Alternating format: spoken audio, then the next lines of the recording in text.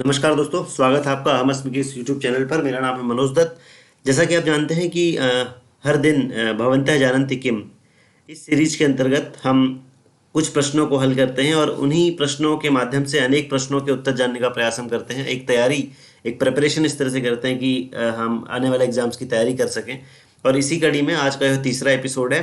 तो इससे पहले कि हम आज के इस सेशन को शुरू करें, आपसे अनुरोध है कि अगर आप इस चैनल पर नए हैं तो सब्सक्राइब कीजिए चैनल को, लाइक कीजिए इस वीडियो को और शेयर कीजिए अपने दोस्तों के साथ। इससे पहले कि हम आज के क्वेश्चंस को सॉल्व करना शुरू करें, पिछले एपिसोड में यानी कि एपिसोड 2 में जो अंत में आपसे एक प्रश्न पूछा गया था जिसका उत्तर आपको बताना था और कमेंट बॉक्स में आपको उसका उत्तर लिखना था। तो पहले उस प्रश्न को हम जो है सॉल्व करेंगे, उसकी चर्चा पहले करेंगे, उसके बाद जो है हम आज के प्रश्न को जानने का प्रयास करेंगे। ठीक है, चलिए। तो पूछा गया है कि पहलः इति पदम विद्यते। पहलः इति पदम विद्यते मतलब पहलः यह जो शब्द है, अभी चार ऑप्शन इसमें दिए गए हैं।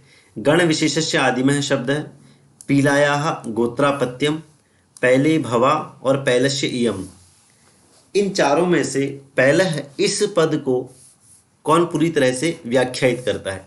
ठीक है, चलिए एक एक करके सबको लेते हैं। सबसे पहले बोला गया है गण विशेषस्य आदिमः शब्द है, तो ये बिल्कुल सही है। एक सूत्र है पैलादिभ्यश्च। पैलादिभ्यश्च एक सूत्र है पाणिनि का। ठीक है, दूसरे अध्याय के चौथे पाद का 59वां सूत्र है। और इस सूत्र में ये बताया गया है कि एक गण है आकृति गण। अनेक प्रकार के गण होते हैं, आकृति गण है इसी तरह प्रकार से। अगर आप पढ़ेंगे तो धातु सूत्र गणों आदि वाक्य लिंगानुशासनम, इस तरह से जब धातुओं का अलग एक पाठ किया है पाणिनि ने, गण सूत्र अलग लिखे हैं, तो उसी कड़ी में अनेक प्रकार के गणों के वर्णन में एक आकृति गण है, उसमें एक पैलादि गण है। पैलादि गण का मतलब है पैल शब्द जिसके आदि में है। जैसे आपने भुवादि गण सुना होगा, अदादि गण सुना होगा, ठीक है, लोक सिद्धांत कौमुदी में जोहोत्यादि गण। तो इस प्रकार से उसमें पहली धातु से ही उस गण को जाना जाता है। उसी प्रकार इस आकृति गण का नाम जो है पैलादि गण के नाम से जाना गया, क्योंकि इसका पहला शब्द जो है वो पैल है।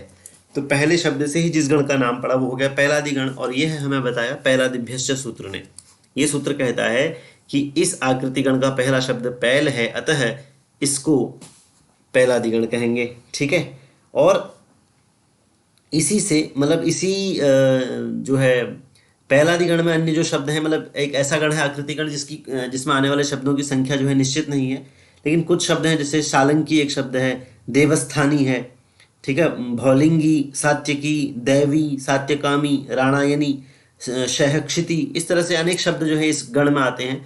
तो एक तो यह सिद्ध होता है कि किसी गण का, एक पैलादि गण का आदि शब्द, पहला शब्द जो है ये पैल शब्द है, तो ए तो ऑप्शन में रहेगा ही। अब इसमें आप देखिए ऑप्शन बी में ए जो है नहीं दिया गया है, तो ऑप्शन बी गलत हो गया। और ऑप्शन डी में बी एवं, यहाँ पर सी है तो बी एवं सी, तो यहाँ पर भी ए नहीं दिया हुआ है, तो ये भी गलत हो जाएगा। अब ए ऑप्शन ए यहाँ पर दिया हुआ है और ये दिया हुआ है, तो 50-50 बचा। इन दोनों में से ही कोई सही आंसर होगा। ठीक है, दूसरा है बी। चलो इसकी व्याख्या करते हैं। कह रहे पीलाया गोत्रापत्यम। अब एक सूत्र है पीलाया वा। पीलाया वा एक सूत्र है पाणिनि का, चौथे अध्याय के पहले पाद का 118वां सूत्र है। यह सूत्र कहता है कि पीला शब्द जो है, पीला शब्द जो है, अगर यह पीला शब्द गोत्र अपत्य, गोत्र और अपत्य शब्द में इस अर्थ में आता है, तो इस पीला शब्द से अण प्रत्यय होगा। ठीक है, और इनको मिलाकर बनेगा पैलह, तो ये भी ठीक है। ठीक है, दूसरा ऑप्शन भी ठीक है। पीलायाः गोत्रापत्यम, अण प्रत्यय इससे होगा। अगर गोत्र अपत्य इस अर्थ में पीला शब्द आएगा तो उस पीला शब्द से अण प्रत्यय होगा और दोनों को मिला के पैलह यह रूप बनेगा। तो पैलह एक तो गण विशेषस्य आदिमः शब्द है, इससे भी सिद्ध होता है, और पीलायाः गोत्रापत्यम इससे भी सिद्ध होता है। सी और डी इसके गलत ऑप्शन इसलिए हो जाएंगे क्योंकि यहाँ पर भवा कहा गया है। भवा जो है ये स्त्रीलिंग में आता है, भव जो है वो पुल्लिंग में आता है। तो पहले ही भवा यहाँ पर स्त्रीलिंग में होने के कारण पहली बनेगा। और पैलस्य इयम, इयम भी जो है स्त्रीलिंग का शब्द है, पुल्लिंग में अयम होता है, तो यहाँ पर भी पैलश्य इयम होने के कारण यहाँ पर भी पैली बनेगा। इसीलिए सी और डी जो है गलत हो जाएंगे और ए और बी ऑप्शन सही है। तो ए और बी आ रहे हैं हमारे ए ऑप्शन में, तो ए जो है इसका सही आंसर हो जाएगा। तो इस तरह से इस प्रश्न का उत्तर ए था, जो आपको बताना था कमेंट बॉक्स में। ठीक है, जिनका सही है वो करेक्ट कर ले।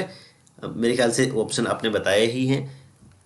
तो चलिए अब आज के प्रश्न पर चलते हैं और एपिसोड 3 के पहले प्रश्न की ओर चलते हैं और जानते हैं कि कौन कौन से प्रश्न हैं और किस तरह से हम एक प्रश्न से अनेक प्रश्नों को जान सकते हैं, अनेक प्रश्नों के उत्तर हम जान सकते हैं। तो आज का पहला प्रश्न है अलोगन्त्यात् पूर्ववर्णस्य का संज्ञा भवति। ठीक है, अल। अब सबसे पहले आप ये जानिए अल क्या होता है। अल एक प्रत्याहार है। इस अल प्रत्याहार में ऐ उण से लेकर के लास्ट में हल के ल तक सभी स्वर और व्यंजन वर्ण आ जाते हैं। सभी संस्कृत की वर्णमाला पूरी आ जाती है इसमें, स्वर और व्यंजन। ठीक है, तो अल प्रत्याहार में सभी वर्ण आ जाते हैं संस्कृत के। तो अल अंत्यात्, अगर अल जो है अंत में है किसी के, एक अल में आने वाले व्यंजनों में से, स्वरों में से या फिर वर्णों में से अंत में कोई वर्ण है, तो उससे पूर्व वर्ण की क्या संज्ञा होगी, ये प्रश्न पूछा गया है। क्या उसकी लिष्ठा संज्ञा होगी, या उसकी उपधा संज्ञा होगी, या गति संज्ञा होगी, या संहिता संज्ञा होगी, ये पूछा गया है। ठीक है, तो चलिए अब इन सभी संज्ञाओं को अच्छी तरह से जानते हैं। निष्ठा संज्ञा कहाँ होती है दोस्तों? निष्ठा संज्ञा के लिए सूत्र है क्तक्तवतु निष्ठा। ठीक है, क्तक्तवतु निष्ठा ये सूत्र है। ये कहता है कि क्त और क्तवतु, माफ कीजिए मैंने गलत लिख दिया है यहाँ पर, क्त और क्तवतु ये जो दो प्रत्यय हैं इनकी निष्ठा संज्ञा होती है। और ये निष्ठा संज्ञा क्त और क्तवतु, ये निष्ठा संज्ञा भूतकाल में होती है। ठीक है, जैसे पठ धातु में अगर हम क्त प्रत्यय लगाएं तो बनेगा पठितः, और क्तवतु प्रत्यय लगाएं तो पठितवान।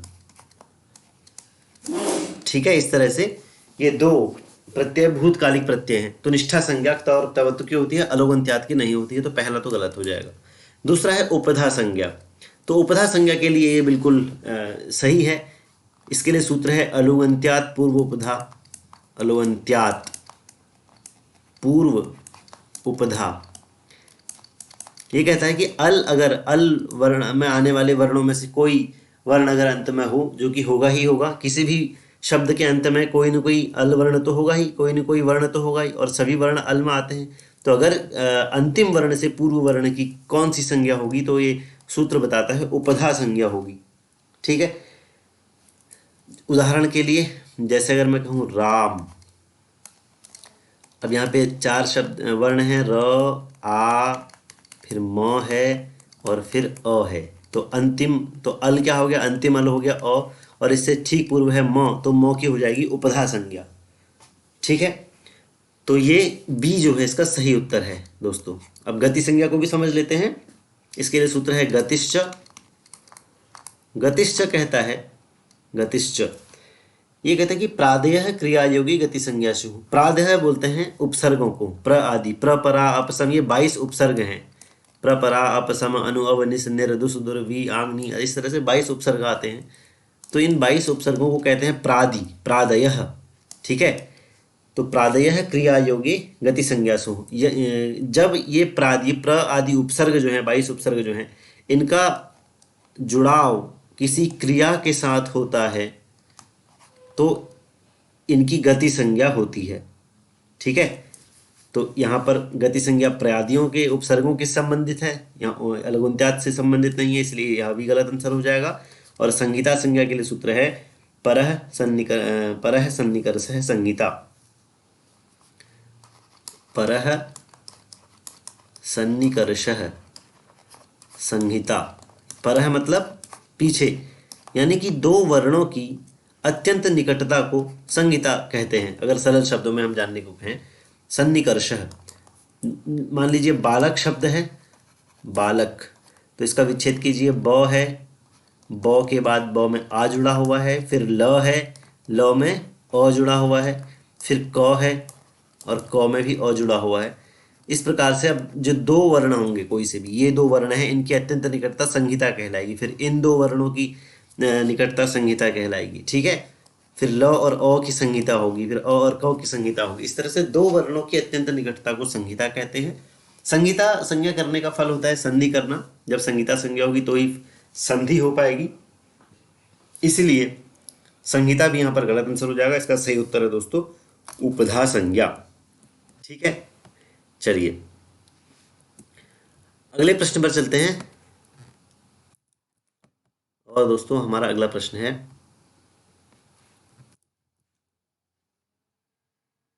कि महाकवि कालिदासस्य प्रसिद्धौ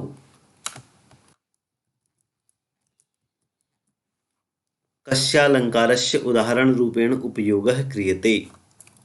ठीक है, कि महाकवि कालिदास के प्रसिद्ध, प्रसिद्ध माने प्रसिद्धि में, सप्तमी विभक्ति का है ये शब्द, प्रसिद्धि में सप्तमी विभक्ति एक वचन। महाकवि कालिदास की प्रसिद्धि में किस अलंकार को उदाहरण के रूप में उपयोग किया जाता है, या किस अलंकार का उदाहरण के रूप में उपयोग किया जाता है। ठीक है, कौन सा अलंकार जो है वो महाकवि कालिदास से जुड़ा है, जो उनकी प्रसिद्धि, जिससे उनकी प्रसिद्धि है। तो ऑप्शन है उपमा अलंकार, उत्प्रेक्षा अलंकार, समासोक्ति अलंकार और अतिशयोक्ति अलंकार। अब दोस्तों इस संबंध में आपको एक श्लोक ज्ञात ही होगा, मेरे ख्याल से सभी को याद होगा वो, नहीं है तो मैं बता देता हूँ। एक श्लोक है उपमा कालिदासस्य, उपमा कालिदासस्य भारवेरर्थ गौरवम। भारवी एक कवि हैं, किरातार्जुनीयम उनकी रचना है। भारवेरर्थ गौरवम दंडिनः पदलालित्यम, दंडिनः पदलालित्यम। मैं बोल भी रहा हूँ तो आप समझ जाइएगा अगर राइटिंग समझ में नहीं आती है। माघे संति त्रयो गुणाः, माघे संति, माघ में सभी गुण हैं, उपमा भी है, अर्थ गौरव भी है और पदलालित्य भी है। माघे संति त्रयो गुणा, तो इसमें आप देख रहे हैं उपमा कालिदासस्य, कालिदास की प्रसिद्धि उपमा से है, भारवी की प्रसिद्धि अर्थ गौरव से है, दंडी की प्रसिद्धि पदलालित्य से है। दंडी भी एक कवि हैं, ठीक है, काव्यादर्श उनकी रचना है। और माघे संति त्रिगुणा, माघ शिशुपाल वध के रचयिता है माघ, और माघ में ये सभी गुण पाए जाते हैं। मेघे माघे गतम, वह कई सारी उक्तियां इनके लिए प्रचलित हैं। तो इससे हमें पता चलता है कि कालिदास की जो प्रसिद्धि है वो उपमा अलंकार से है। तो ए जो है इसका सही ऑप्शन हो जाएगा। अब उत्प्रेक्षा अलंकार ये सब क्यों दिए गए, ठीक है। अन्य कवियों के बारे में अगर हम जानने का प्रयास करें तो भारवी जो यहाँ पर एक कवि आए हैं, इनका एक तो अर्थ गौरव प्रसिद्ध है ही, इसके साथ साथ भारवी चित्रालंकार और चित्रालंकार और अर्थालंकार, इनमें भी इनकी प्रसिद्धि है। माघ यहाँ पर जो कवि हैं, माघ जो है उपमा और उत्प्रेक्षा, उपमा और उत्प्रेक्षा इनके लिए भी ये प्रसिद्ध हैं वैसे, ठीक है। तो कुछ कुछ इस तरह से श्रीहर्ष की यदि बात करें तो उत्प्रेक्षा और अतिशयोक्ति के लिए वो प्रसिद्ध हैं। भवभूति, उपमा, काव्यलिंग, रूपक और उत्प्रेक्षा में उनकी प्रसिद्धि है। बाणभट्ट जो है वो विरोधाभास अलंकार और श्लेष अलंकार के प्रयोग के लिए जाने जाते हैं, ठीक है। तो इस प्रकार से अन्य भी कवि जो हैं अलग अलग अलंकारों के से उनकी प्रसिद्धि है। तो यहाँ पर इसका सही उत्तर है दोस्तों उपमा अलंकार जो है, इससे कालिदास की प्रसिद्धि है। कालिदास की प्रसिद्धि में उपमा अलंकार अत्यंत उपयोगी सिद्ध हुआ है। अगला प्रश्न है दोस्तों कि याज्ञवल्क्य मते उत्तरा क्रिया कुत्र बलवती भवति, कि याज्ञवल्क्य स्मृति के अनुसार याज्ञवल्क्य के मत में उत्तरा क्रिया कहाँ पर बलवती होती है। पहला ऑप्शन है सर्वेषु अर्थ विवादेषु, या फिर आधौ प्रतिग्रहे, सर्वेषु भूमि विवादेषु, या फिर दायभाग विवादेषु। तो यहाँ पर याज्ञवल्क्य के मत में उत्तरा क्रिया बलवती कहाँ पर होती है। पहले याज्ञवल्क्य के बारे में थोड़ा जान लेते हैं। याज्ञवल्क्य स्मृति जो है, इसके रचयिता जो है याज्ञवल्क्य माने जाते हैं। याज्ञवल्क्य ऋषि हैं, शुक्ल यजुर्वेद के दृष्टा भी उनको माना जाता है, ठीक है। शुक्ल यजुर्वेद के दृष्टा याज्ञवल्क्य को माना जाता है। याज्ञवल्क्य के नाम से ही 3 अन्य स्मृतियां भी हैं, जिनमें से पहला तो है वृद्ध याज्ञवल्क्य, वृद्ध याज्ञवल्क्य। दूसरा है योग याज्ञवल्क्य, या का मतलब याज्ञवल्क्य स्मृति, ठीक है। और एक तीसरा है बृहद याज्ञवल्क्य। तो ये तीन अन्य ग्रंथ भी याज्ञवल्क्य के नाम से जाने जाते हैं। यहाँ पर हम बात करेंगे याज्ञवल्क्य स्मृति की। तो याज्ञवल्क्य स्मृति जो है, इसमें इसके लगभग 3 भागों में बटी हुई है। 3 अध्याय हैं इसमें, 3 अध्याय हैं। पहले अध्याय का नाम है आचाराध्याय, आचार अध्याय, तो बन जाएगा आचाराध्याय, ठीक है। इसमें 14 विद्याएं, धर्म उपादान, आचार के 10 सिद्धांत, इस प्रकार से इसमें 13 प्रकरण हैं। 13 प्रकरणों में विभक्त है आचाराध्याय। दूसरा अध्याय है व्यवहाराध्याय, जो कि नेट के सिलेबस में भी लगा हुआ है, व्यवहाराध्याय।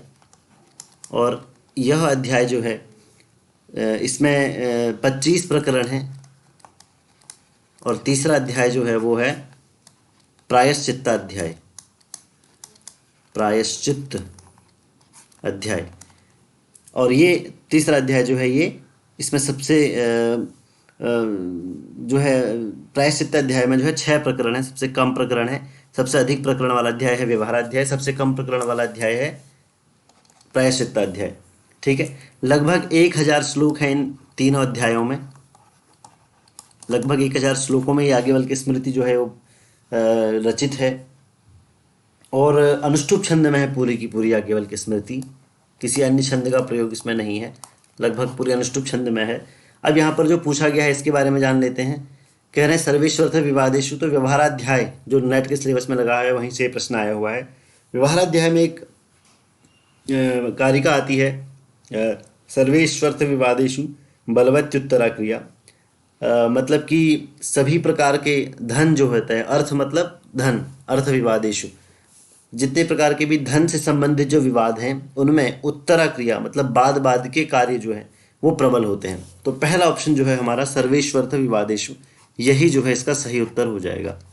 सर्वेश्वर्थ विवादेषु बलवद उत्तरा क्रिया, यह कारिका है, कारिका का प्रथम भाग है, ठीक है।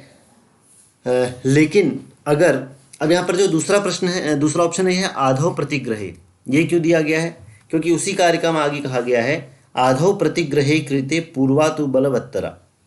लेकिन यदि वह विवाद आधि यानी कि बंधन से संबंधित हो, दान से संबंधित हो या क्रय से संबंधित हो, ठीक है, मैं लिख देता हूँ यहाँ पर, अगर वह आधि, आधि माने बंधन, आधि से संबंधित हो, दान या क्रय से संबंधित हो, तो वहाँ पर पूर्व की क्रिया जो है वो बलवती हो जाती है।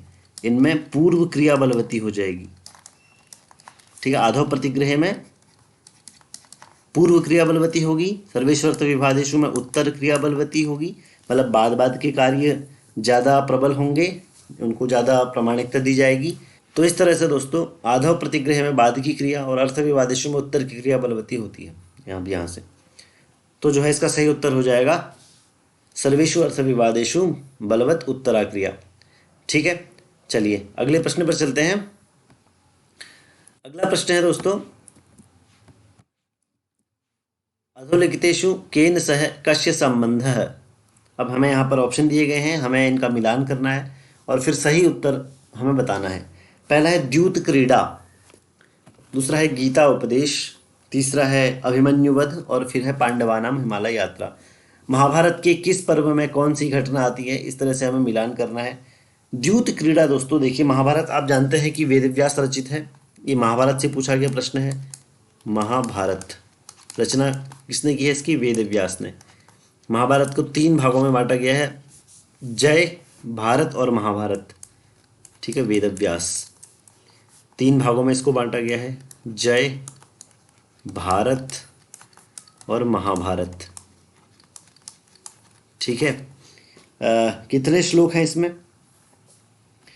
लगभग 1 लाख श्लोक हैं इसमें, ठीक है। और कितने अध्याय हैं, कितने पर्व हैं? 18 पर्व हैं, 1 लाख श्लोक, 18 पर्व हैं।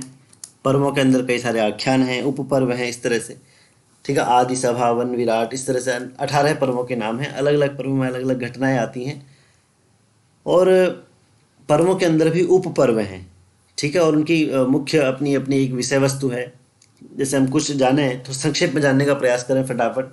तो सबसे पहला पर्व है आदि पर्व। इसमें शकुंतला का आख्यान है, पुरुवंश के राजाओं का वर्णन है। इसके अंदर 11 उपपर्व हैं, 233 अध्याय हैं। ठीक है, और कौरवों पांडवों की शिक्षा दीक्षा विवाह आदि का वर्णन सब इसी पर्व में है। तो मैं यहाँ पर नाम लिख देता हूँ छोटा छोटा। सबसे पहला है आदि पर्व। उसके बाद इस आदि पर्व में ही धृतराष्ट्र जो है अपनी पत्नी गांधारी से 100 पुत्रों की प्राप्ति और पांडु की पत्नियों से कुंती और माद्री जो है पांडु की 2 पत्नियां, उनके नियोग के द्वारा जो है 5 पुत्रों की जन्म की घटनाओं का वर्णन है इसमें। दूसरा पर्व है सभा पर्व। सभा पर्व की घटना में जो है मुख्य रूप से पांडवों की दिग्विजय यात्रा है। जरासंध का वध इसमें होता है। युधिष्ठिर राजस्व यज्ञ का अनुष्ठान करते हैं और शिशुपाल का वध उसमें होता है। इसमें 81 अध्याय हैं और 10 उपपर्व हैं।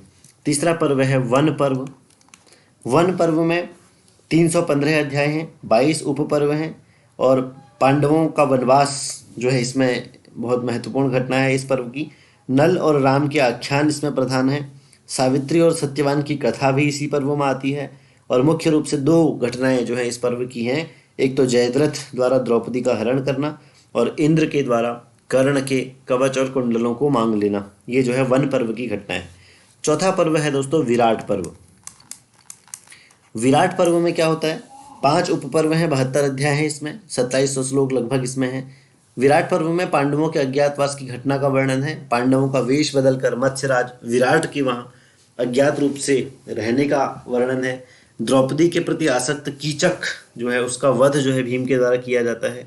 और अंत में जो है विराट की पुत्री उत्तरा का विवाह जो है अभिमन्यु के पुत्र अर्जुन के पुत्र अभिमन्यु से होता है। तो ये इसकी प्रमुख घटनाएं हैं। 5वां पर्व है उद्योग पर्व। उद्योग पर्व में दोस्तों 196 अध्याय हैं और 10 उपपर्व हैं, लगभग 7100 श्लोक हैं। मुख्य वृत्त शांति के लिए वार्तालाप और युद्ध की पूर्व पीठिका की प्रस्तुति इसमें है। अम्बोपाख्यान इसमें है। और शांति प्रस्ताव में पांडव जो हैं वो केवल 5 गांव लेकर भी संतुष्ट हैं, ऐसी बात जो है यहाँ कृष्ण के द्वारा कही गई है। छठा जो पर्व है वो है भीष्म पर्व। भीष्म पर्व में भीष्म के सेनापतित्व में 10 दिनों के भारत युद्ध का वर्णन है। संजय धृतराष्ट्र को युद्ध का समस्त वृत्तांत सुनाते हैं। और इसी पर्व में गीता जो है एक श्रीमद् भगवद गीता 700 श्लोकों में जो है वो इसी भीष्म पर्व में ही है। ठीक है। इसके बाद 7वां जो पर्व है वो है द्रोण पर्व। इसमें द्रोण जो है सेनापति बनते हैं। 202 अध्याय हैं इसमें, लगभग 10,000 श्लोक हैं। इसमें अभिमन्यु, जयद्रथ, घटोत्कच, ठीक है, और द्रोणाचार्य इनका वध जो है यहाँ पे क्रमशः होता है। द्रोण का वध छल पूर्वक होने से उनका पुत्र जो है अश्वत्थामा कुपित हो जाता है और नारायण अस्त्र का प्रयोग भी करता है। ये इसकी प्रमुख घटनाएं हैं। द्रोण के बाद आता है कर्ण पर्व। कर्ण पर्व में 96 अध्याय हैं लगभग इसमें और 5000 श्लोक लगभग हैं। कर्ण और शल्य का यहाँ पर परस्पर वागयुद्ध होता है जो कि बहुत बड़ी रोचक घटना है यहाँ पर। और कौरव सेना का अध्यक्ष कर्ण यहाँ इस पर्व में बनता है। इसके बाद शल्य पर्व है। शल्य पर्व में भारत युद्ध के अंतिम जो 18 दिन के युद्ध का उसका वर्णन है इसमें। शल्य का वध इसमें होता है। दुर्योधन का गदा युद्ध होता है इसमें भीम के साथ। और उरुभंग जो है इसकी प्रमुख घटनाएं हैं। जो दुर्योधन की उरु मतलब जांघ को तोड़ना भीम के द्वारा, वो इसकी प्रमुख घटना है। इसके बाद शल्य पर्व में कुछ प्राचीन आख्यान भी हैं, कुछ तीर्थों का महात्म्य भी इसमें वर्णन किया गया है। सौप्तिक वर्ण है 10वां पर्व। सौप्तिक पर्व में मुख्य रूप से पांडवों की सोई हुई सेना पर आक्रमण करके द्रौपदी के 5 पुत्रों को मारे जाने की घटना है इसमें। और अश्वत्थामा को पकड़कर उसके सिर से मणि निकालने की घटना इसमें मुख्य रूप से है। 11वां पर्व है स्त्री पर्व। स्त्री पर्व में युधिष्ठिर जो है कुंती युधिष्ठिर को कर्ण के जन्म का वृत्तांत सुनाकर उसका भी श्राद्ध करने का अनुरोध करती है। और युधिष्ठिर जो है वो स्त्री जाति को शाप देते हैं कि अब से स्त्रियों के मन में रहस्य की कोई बात छिपी नहीं रहेगी। तो ये जो है ये 2 प्रमुख घटनाएं इसकी हैं स्त्री पर्व की। और इसके बाद 12वां पर्व है शांति पर्व।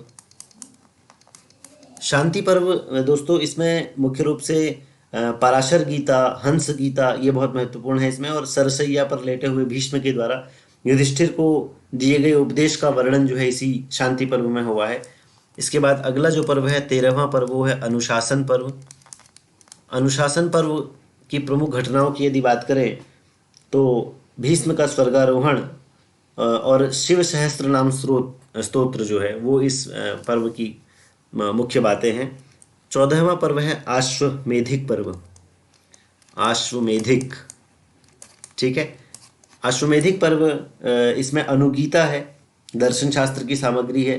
व्यास के आदेश से युधिष्ठिर जो है अश्वमेध यज्ञ करते हैं और अर्जुन भी 1 वर्ष तक यज्ञ के अश्व की रक्षा करते हैं। तो ये इसकी प्रमुख घटनाएं हैं। एक आश्रम वासिक पर्व है इसके बाद, 15वां जो पर्व है आश्रम वासिक, ठीक है। आश्रम वासिक पर्व की प्रमुख घटनाओं की बात करें तो इसमें धृतराष्ट्र के साथ गांधारी, कुंती और विदुर वन में जाकर आश्रम बनाकर वहाँ निवास करते हैं, मतलब वानप्रस्थ आश्रम ग्रहण करते हैं। फिर है मौसल पर्व। मौसल पर्व में दोस्तों युधिष्ठिर के सिंहासनारोहण के 26 वर्ष के बाद गांधारी का शाप जो है सत्य होता है और यादव वंश के लोग जो है परस्पर युद्ध करके समाप्त हो जाते हैं। ये मौसल पर्व की घटनाएं हैं। फिर है महाप्रस्थानिक पर्व, 17वां पर्व है जो है महाप्रस्थानिक। इसमें पांडवों की हिमालय यात्रा का वर्णन है और हिमालय में क्रमशः द्रौपदी, सहदेव आदि गिरते चले जाते हैं और युधिष्ठिर उनके पतन का कारण बतलाते हैं। और अंतिम पर्व जो है वो है स्वर्गारोहण पर्व। स्वर्गारोहण, इस पर्व में दोस्तों युधिष्ठिर के स्वर्ग पहुंचने और देवदूत के साथ नरक में जाकर अपने अनुजों की करुण क्रंदन को सुनने का वर्णन है इसमें। और अंतिम अध्याय में महाभारत का महात्म्य है और इसके उपदेश प्रतिपादित हैं। इसे भारत सावित्री भी कहा जाता है। तो इस तरह से जो है इन सभी वर्गों के ना जो सभी पर्व हैं इनके नाम और इनकी घटनाओं के बारे में आपको बताया गया। अब चलिए शुरू करते हैं एक एक करके इसमें क्या क्या बताया गया है। द्यूत क्रीड़ा, ठीक है। सबसे पहला है इसमें द्यूत क्रीड़ा। तो हमने आपको बताया कि द्यूत क्रीड़ा का वर्णन जो है वो इसमें सभा पर्व में किया गया है। तो पहले का मिलान हो जाएगा तीसरे के साथ। गीता का उपदेश जो है वो भीष्म पर्व में है, तो इसका मिलान यहाँ कर देंगे। अभिमन्यु वध का जो वर्णन है वो द्रोण पर्व में है और पांडवों की हिमालय यात्रा का वर्णन महाप्रस्थानिक पर्व में है। तो क का मिलान हुआ है तीसरे के साथ। तो क का तीसरा एक तो बी में मिल रहा है हमें और एक डी में मिल रहा है। अगले देखते हैं, गीता का उपदेश भीष्म पर्व में है तो बी का 2 यहाँ पर भी है और यहाँ पर भी है। अभी तक दोनों 50-50 में है। ए और सी तो गलत हो गए हैं। अभिमन्यु वध जो है द्रोण पर्व में है तो ए का चौथा यहाँ तो नहीं है, यहाँ पर यहाँ है लेकिन, तो डी जो है इसका सही उत्तर हो जाएगा दोस्तों। डी का मतलब द्यूत क्रीड़ा जो हुई है वो सभा पर्व में हुई है, ठीक है। गीता का उपदेश भीष्म पर्व में हुआ है, अभिमन्यु का वध द्रोण पर्व में हुआ है और पांडवों की हिमालय यात्रा महाप्रस्थानिक पर्व की है। तो ये जो है इसका सही उत्तर हो जाएगा दोस्तों। चलिए अगले प्रश्न पर चलते हैं। ये इसका थोड़ा लंबा व्याख्यान हो गया। अगला प्रश्न है दोस्तों, छंदः पादौ तो वेदस्य हस्तौ कल्पोथ पठ्यते ज्योतिषा मयनम चक्षुः निरुक्तम श्रोत्रमुच्यते। आप जानते हैं कि ये वेदांग हैं और वेदांग वेद पुरुष की कल्पना जो की गई है उसके अंगों के वर्णन यहाँ पर किया गया है। अब अत्र श्लोके केशाम वर्णनम प्राप्यते, इस श्लोक में किसका वर्णन प्राप्त हो रहा है ये पूछा गया है। आरण्यकों का या उपनिषदों का या वेदांगों का या वेदों का। तो वेदांगों का वर्णन है, वेद पुरुष की कल्पना की गई है। कहा गया है उसके छंद जो है उसके पैर हैं, ठीक है। छंद है पादौ तो वेदस्य, हस्त हाथ जो है उसके कल्प हैं, कल्प जो है उसके हाथ हैं। ज्योतिष जो है उसकी आंखें हैं। निरुक्त जो है उसका निरुक्तम श्रोत्रमुच्यते, निरुक्त जो है उसके कान हैं। आगे श्लोक इस तरह से है, शिक्षा घ्राणम तो वेदस्य, शिक्षा जो है वो घ्राण मतलब नासिका है, नाक है।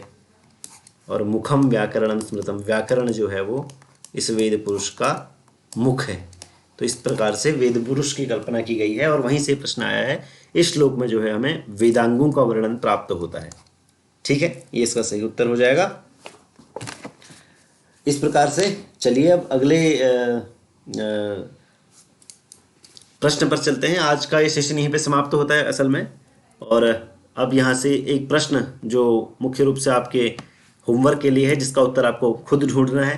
और उसका उत्तर आपको ढूंढ के हमें कमेंट बॉक्स में आपको देना है। फिर हम अगले सेशन में एपिसोड 4 में जो है उस पर चर्चा करेंगे। प्रश्न है आज का, इंद्रियार्थयोस्तु यह सन्निकर्षः साक्षात्कारी प्रमा हेतु स कतिविध है, कि जो असल में इंद्रियार्थ सन्निकर्ष है जो साक्षात्कारी प्रमा में हेतु बनता है वह कितने प्रकार का है? सप्तविध है, चतुर्विध है, षड्विध है या पंचविध है? तो ये जो है आपको इसका सही उत्तर बताना है। एपिसोड 3 आज यहीं पर समाप्त होता है। मिलते हैं नेक्स्ट वीडियो में। सब्सक्राइब कीजिए चैनल को, लाइक कीजिए, शेयर कीजिए अपने दोस्तों के साथ। मनोज दत्त को दीजिए इजाज़त। मिलते हैं नेक्स्ट वीडियो में। अपना ध्यान रखिए। नमस्कार, धन्यवाद।